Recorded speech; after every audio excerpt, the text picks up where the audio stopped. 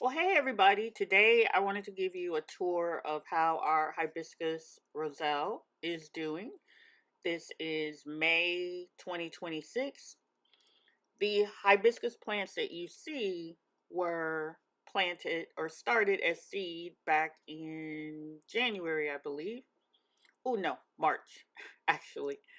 Um and then they were put out into the field as seedlings on or around Good Friday, which would have been the first week of April 2026.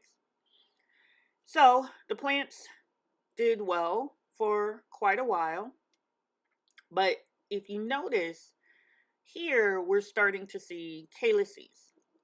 And I have never seen calyces at this point, this early in hibiscus plants that primarily right now are only about 2 feet tall. Well, what I'm going to hypothesize happened after talking to a few plant scientists is that we had a drought here in Alabama the first few weeks of March, not March, May. So, what we think happened is the plants were really stressed and they apparently plants react in ways that, like, if they think they're gonna die, it's like, oh, okay, we got to start reproducing. We got to make sure that we carry on regardless. So that's what you see.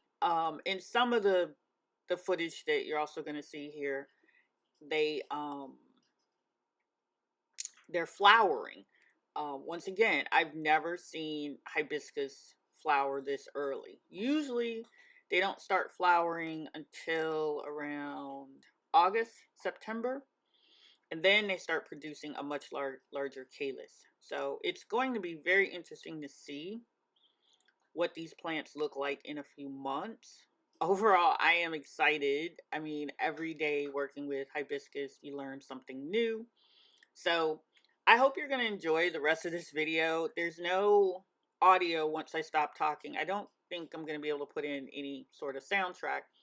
But this is more just to give you a walk through our fields. And this is going to be our U pick section this year in 2026.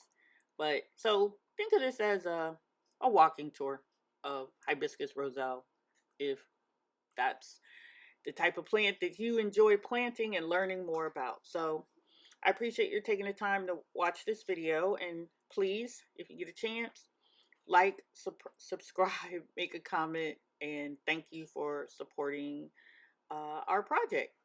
Ta-da! Bye!